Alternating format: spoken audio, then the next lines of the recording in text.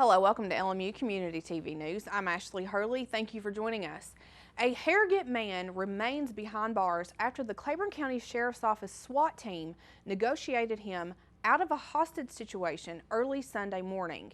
42-year-old Joey Allen Smith was arrested after hours of negotiations following a domestic assault and especially aggravated kidnapping of his ex-wife and their child. According to reports, Smith broke into his ex-wife's home early Sunday morning, holding her at gunpoint. It isn't exactly known at this point how authorities were notified about the situation, but officers responded and were able to talk with Smith. Smith then released his ex-wife and child to the emergency responders while he finally surrendered and was placed under arrest. He is charged further with aggravated burglary, aggravated kidnapping, violation of order of protection, possession of a firearm during a dangerous felony, and vandalism over $500. He will remain in custody until Thursday when he will appear in front of the judge for his arraignment. Well, the man who attempted to break into Rigsby's Bait and Tackle last Monday morning remains in the Claiborne County Jail after a scheme he and his wife created turned against them both. Early Monday morning, 33-year-old Curtis Ray Lewis attempted to break into Rigsby's Bait and Tackle after he climbed on the roof of the store and attempted to get inside. His movements, though, triggered a silent alarm notifying Claiborne 911, who dispatched the Claiborne County Sheriff's Office. Upon the officer's arrival, Lewis jumped off the roof and ran into the woods. Officers followed but weren't able to locate him. Following his break-in attempt, he broke into a car on Blairs Creek Road and stole a gun and then stole a truck from Sunnyside Auto Sales in Tazewell.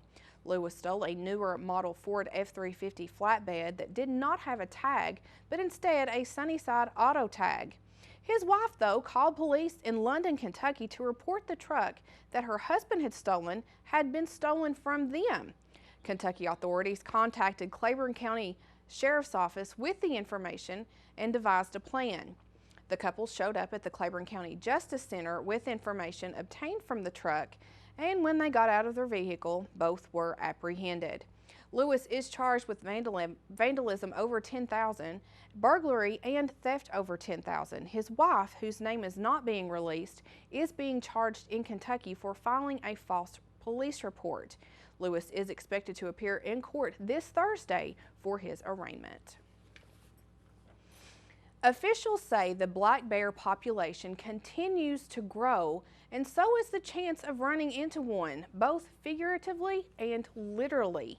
What you are seeing on your screen now is a black bear that was hit overnight Saturday night into Sunday morning while it was crossing Highway 25. It is unclear at what time the bear was hit, but it was located by officers patrolling the area. This time of the year, bears have a specific motive, and that is to build up their fat reserves for the winter. They are in search of acorns, fruit, and whatever they can find to build up that reserve, and that includes garbage and scraps that are left lying around outside of homes. Once bears start to learn these bad behaviors associated with human-developed areas with food, they are going to continue to be in those areas, and often they will be in the roadways, being more likely to get hit.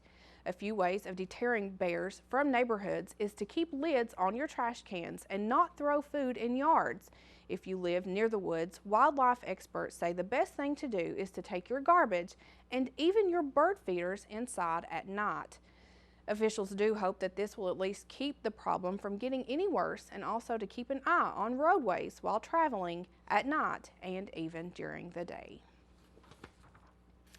October is National Breast Cancer Awareness Month, and the Middlesboro Mall is inviting the entire community to join in and spread the word.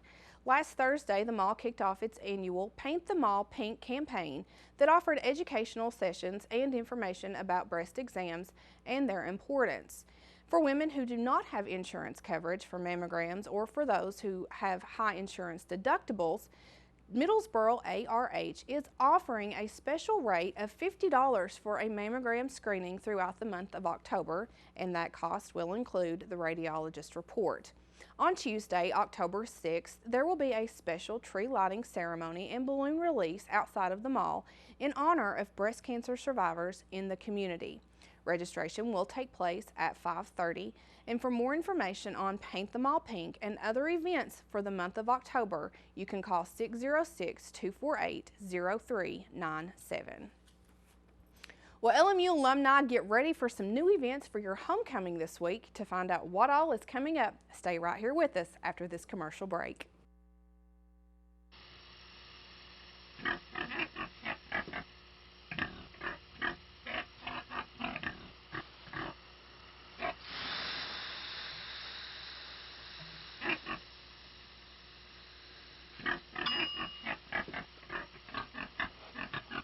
Cook foods to the right temperature using a food thermometer. 3,000 Americans will die from food poisoning this year. Keep your family safer. Check your steps at foodsafety.gov.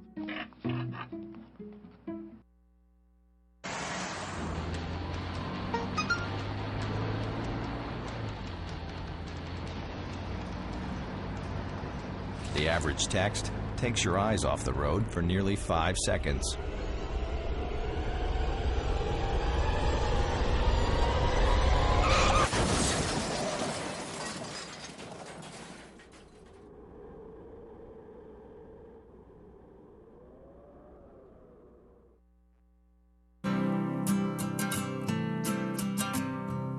Every day across America, excess food is gathered by a network of good people at local food banks, giving hope to millions of children who struggle with hunger.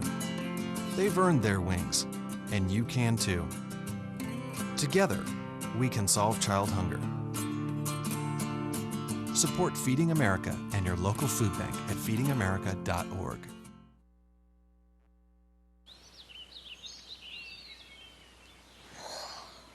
Oh, look, a redhead. Staring contest.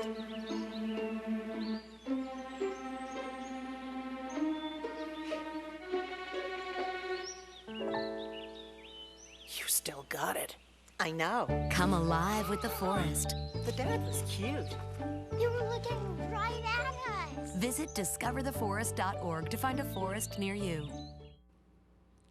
Welcome back. Alumni will experience a significant change to homecoming at Lincoln Memorial this year, as the university has expanded its traditional schedule to include Gather in the Gap, a free outdoor community concert in Cumberland Gap that will start at 4 p.m. this Saturday, with local favorite Tazewell Pike opening for Steve Gully and the Cumberland Mountain Music Show. The weekend festivities will begin with the Rail Splitter 5K night run and walk. Registration for the race begins at 6 p.m. and is $35 for the public and $15 for students, which includes a Rail Splitter t-shirt. The race is sponsored by Crater City Adventure Club and will begin at 7:30. Karaoke and an ice cream social will follow the race on the quad. Friday begins with a Live to Lead simulcast of the John Maxwell Leadership Conference at 9 a.m. at the LMU Busch College of Osteopathic Medicine.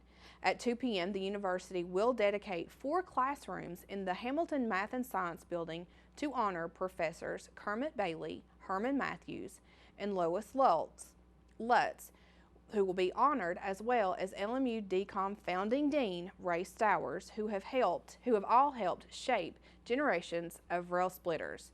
At 3 p.m., the university will honor the late trustee Dr. Edwin Robertson in the Harrogate City Park with a special dedication. Saturday morning begins with the President's Breakfast, now open to all alumni, and starts at the dining hall at 8:30, where Dr. Dawson will give his State of the School address and take questions from the alumni. Following breakfast will be the induction of 6 new members of the Athletes Hall of Fame, followed by the Family Fun Barbecue on the Quad at noon. There will be free food, games, inflatables, and entertainment. The Alumni Association Board meeting will take place at 1 p.m. in Duke, and after that, the sorority tea will take place at 2 p.m. in the Carnegie Vincent Library. The celebration will conclude with the Gather in the Gap concert. The Lincoln Memorial University College of Veterinary Medicine formally welcomed the class of 2019 into its study of veterinary medicine at its annual white coat ceremony this past Saturday inside Tex Turner Arena. On August 4th, LMU CVM welcomed 100 new students from 26 different states into the class of 2019, and 25% of those students in the class come from the Appalachian region. One of only 30 veterinary colleges in the United States and one of only 2 in the state of Tennessee, LMU CVM's highly competitive program received a total of 654 applicants, and of the 100 new students offered seats in the class, 17% are male and 83% are female, and that national average is 20% male and 80% female. This ceremony enables the College of Veterinary Medicine to affirm its commitment to providing the education and training necessary to help each student achieve his or her professional goals. The Lincoln Memorial University Athletics Department has announced that it will partner with the Make-A-Wish Foundation for the National Week of Wishes campaign October 2nd through 15th. The Make-A-Wish Foundation is dedicated to its fundraising efforts throughout the year, but the Week of Wishes campaign is set aside to focus and intensify that endeavor. In cooperation with the cause, the LMU Athletics Department will collect donations at all of its home events for the next 2 weeks, thanks in large part to the work done by the Student Athlete Advisory Committee. Lincoln Memorial has been able to contribute significantly to the Make-A-Wish Foundation for the past couple of years. But the Rail Splitters' participation in the Week of Wishes initiative is expected to deepen Lincoln Memorial's donations and help provide more wishes for the children in their time of need. In a statement from the Make-A-Wish Foundation, they say that wishes are more than just a nice thing. A wish experience can be a game changer for a child with a life-threatening medical condition. So to find out what games you can make a donation to Make-A-Wish, stay tuned for Sports with Adam Haley, who will preview some of those upcoming games. Out of the military, I was missing this camaraderie. It's frustrating when you try and talk to people that don't understand. I would be talking, but I wasn't there with them. You just feel so alone. I still had the anger, I still had the addictions, but we didn't talk about that. Came to a point where it's like, okay, I really need to talk to somebody about this. Family more or less encouraged me, go to the VA, you're a veteran, see what they can do to help you. When you have family, friends, when you have the facilities like the VA and the vet center, it gives me, it gives others encouragement to keep moving forward. It's okay to go get help. It's okay to talk to people, because it takes true strength to ask for help. Talking with other veterans was the best method for learning the roadmap to success. Hear veterans' real stories of strength and recovery at maketheconnection.net.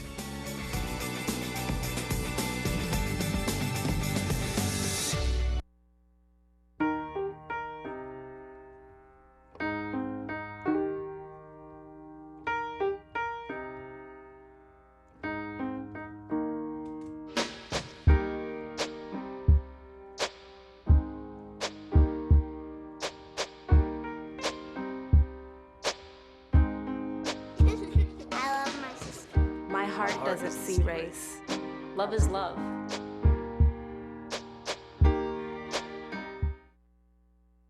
Cinderella found the pet that fits her perfectly. Tiana gave her pet the royal treatment. Belle found beauty where no one else did. And you can too. Share your heart. Share your love. Bring home your forever friend. Make a shelter pet part of your world. Happily Ever After begins at theshelterpetproject.org. Welcome back. The LMU volleyball team once again spent this past weekend at home trying to pick up 2 very important conference wins. On Friday, they took on Anderson University, who was coming in as one of the top teams in the conference. Both teams knew it would be a fight, and it was. The first set was a back-and-forth tug of war, with the largest lead being 5 points. Anderson had the lead 24-19 before LMU rolled off an 8-1 run to win set 1 27-25. LMU also took set number 2 26-24 after finishing on a 4-2 run. And in set 3, LMU hit .433 to win the set 25-22 and the match 3-0. It was the first sweep at home this season for LMU, and Brooke Fleeman led the way with 11 kills. On Saturday, the Lady Rail Splitters came back to host Newberry College, and just like the night before, the ladies came out with a purpose. LMU started set 1 on a 19-4 run before taking set 1 25-13. They will continue to force their will on the Wolves in set 2 25-16. Newberry took set 3 using 9 LMU errors 25-20, but that would be all Newberry would get on this day, as LMU got it back together to win set 4 25-18 and the match 3-1. Liz Brock was the story of the day for LMU, as she had a career-high 17 kills and hit .519 for the match. Now at 6-6 on the year, the ladies will be at home once again Tuesday night for a conference match against Mars Hill. First service set for 7 p.m., and it will be Dig Pink night at the Mary Mars Gym. In soccer, the LMU men and women had to wait another day due to Mother Nature before they could take on nationally ranked Wingate. The women got the action started on Sunday in Barberville, Kentucky against the 12th-ranked Bulldogs. Wingate got on the board in the 34th minute when Caitlin Brunsworth intercepted a pass from the goalkeeper, Caitlin Lundy, to put the Bulldogs up 1-0. Kimmy Moore added an insurance goal in the 63rd minute as Wingate went on to win 2-0. LMU only had 10 shots in the game and 2 shots on goal. The LMU men were facing the 16th-ranked Bulldogs in a battle of unbeaten teams, and this one lived up to the hype.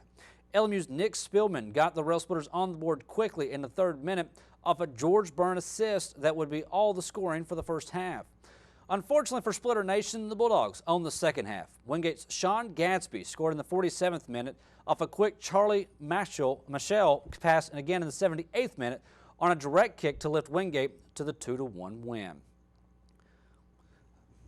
And with that being said, they will move on to this Wednesday with both teams playing on Carson Newman at the LMU Soccer Complex. The women will start at 1 p.m., the men will be at 3:30 p.m., and we'll have that coverage on the LMU Sports Network online at LMURailsplitters.com.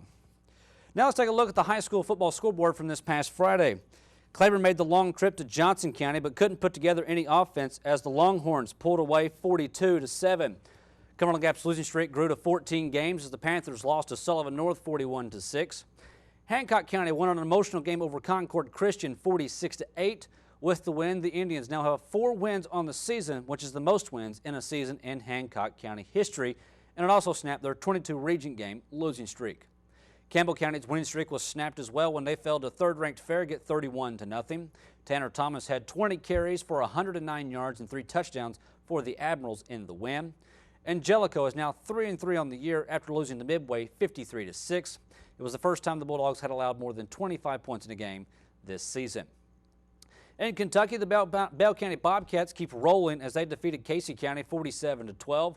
Running back Trayton Humfleet had 12 carries for 205 yards and 5 touchdowns. Humfleet now has over 1,000 yards rushing on the season. Pineville improved to 4-2 on the season with their win over McMurray Central 56-6.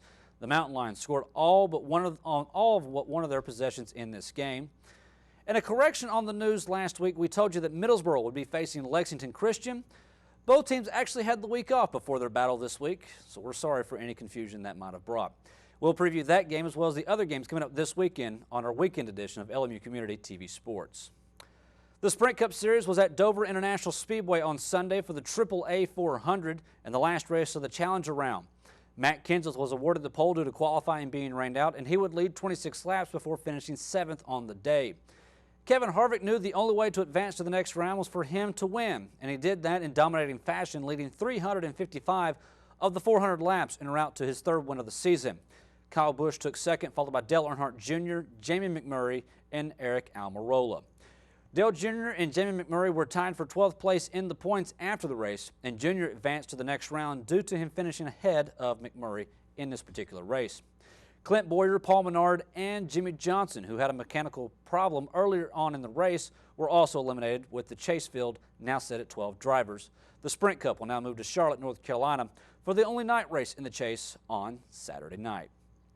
Now that's all for sports, but stay tuned after the break as Joseph Lewis will let us know if The Martian knocked off Hotel Transylvania 2 this weekend when he brings you the box office report when we return on LMU Community TV News. She couldn't wait. She had imagined the day for as long as she could remember.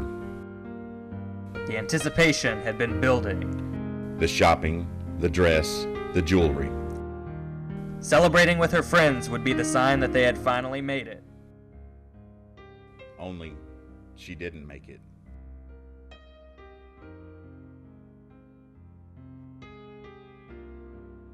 According to MAD.org, teen alcohol use kills 4,700 people each year.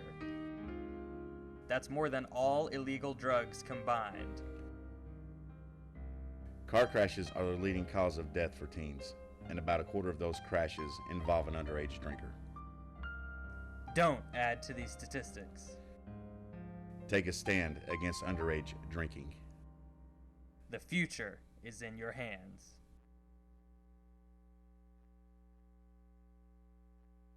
One. Two. Me. 1 in 3 teens in the U.S. is a victim of abuse by a dating partner. Numbers are important in sports, but now the number we want is 0. 0 victims, 0 offenders, no more. We make up a larger team, Abe's team. We're asking you to join Abe's team and be a part of No More. So maybe you're wondering, what does it take to be on Abe's team? Active bystander efforts. Step in when you see someone needs help. Ask what you can do.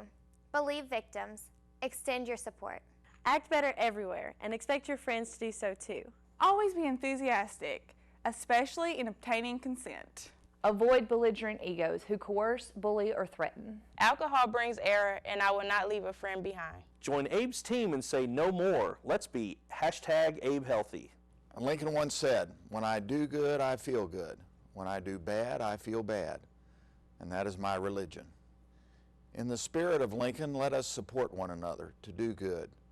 Join Abe's team and be Abe healthy by participating in active bystander efforts.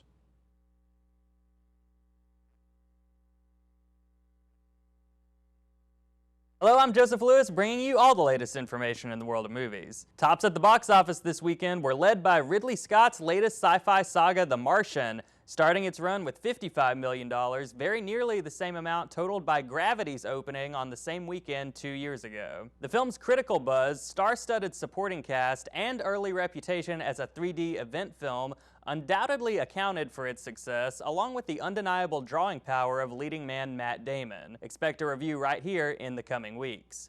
Following at number 2 was last week's winner, Hotel Transylvania 2, adding $33 million onto its quickly accumulated $90 million domestic gross and continuing to surpass the numbers garnered by the first Hotel Transylvania. And rounding out the top 3 was Denis Villeneuve's widely acclaimed crime thriller Sicario, fully expanding to a wide release and adding $12 million onto its now $15 million domestic gross. Sitting just outside the top 10 was The Intern with $11 million, though most other new releases are quickly losing steam, particularly the underperforming Maze Runner: The Scorch Trials and Black Mass, both of which are just now breaking even with their production budgets. Meanwhile, The Green Inferno has fallen off almost completely after a rocky start, its total for this weekend barely cracking the $1 million mark. The weekend's other major release was The Walk, Robert Zemeckis' 3D spectacle that had a tightrope of its own to deal with. Following a release pattern similar to that of Everest and opening exclusively on 448 IMAX screens, the film only drew $1.5 million, considerably less than Everest's $7 million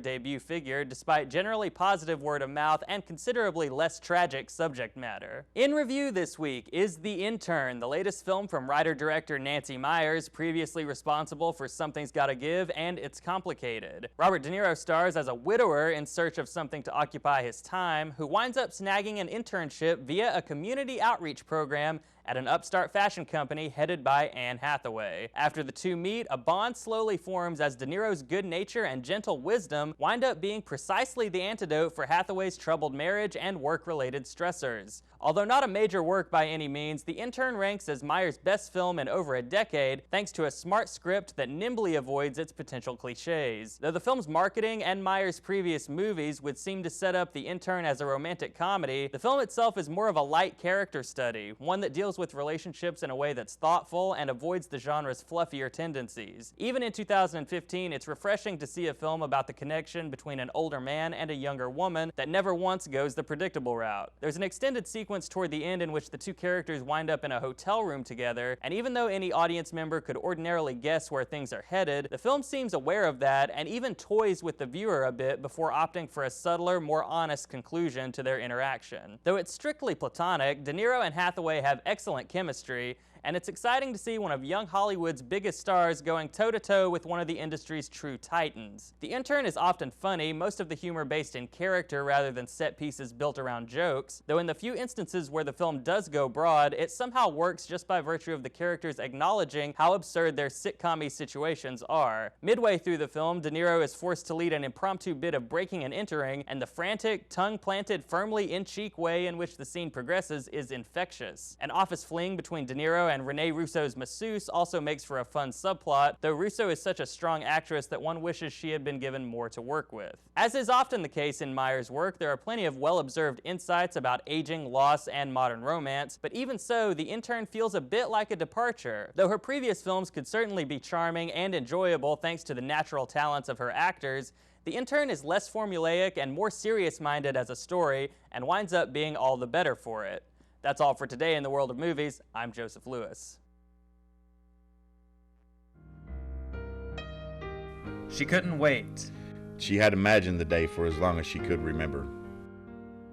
The anticipation had been building. The shopping, the dress, the jewelry. Celebrating with her friends would be the sign that they had finally made it. Only, she didn't make it.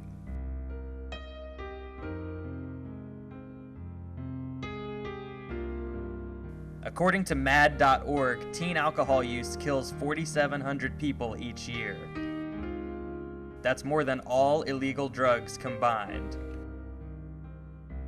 Car crashes are the leading cause of death for teens, and about a quarter of those crashes involve an underage drinker. Don't add to these statistics. Take a stand against underage drinking. The future is in your hands.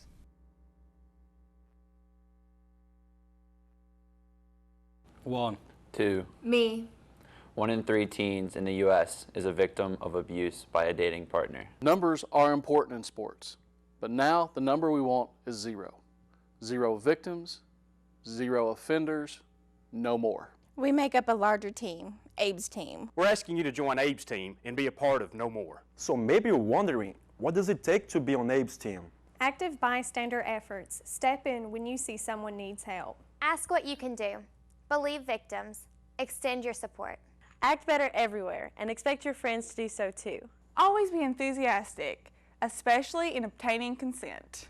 Avoid belligerent egos who coerce, bully, or threaten. Alcohol brings error, and I will not leave a friend behind. Join Abe's team and say no more. Let's be #AbeHealthy. Lincoln once said, "When I do good, I feel good. When I do bad, I feel bad." And that is my religion.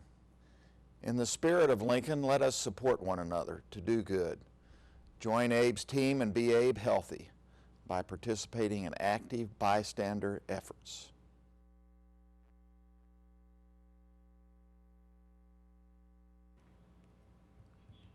And that is going to do it for this week's LMU Community TV News. Don't forget, homecoming kicks off this week, but before homecoming, we've got a couple of things going on that...